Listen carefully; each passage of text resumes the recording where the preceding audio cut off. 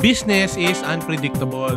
Minsan malakas, may panahon din naman na medyo mabagal. Hindi mo nga masabi kung minsan kung okay talaga ang negosyo. On top of this, I still have a family to feed, children to send to school, mga bills na kailangan isettle, at marami pang ibang obligations. Imagine, isang ordinaryong negosyanteng katulad ko, how can I handle all these pressures without depending on God? With strong foundation on His Word and His promises, in times like this, I am now more relaxed and I worry less.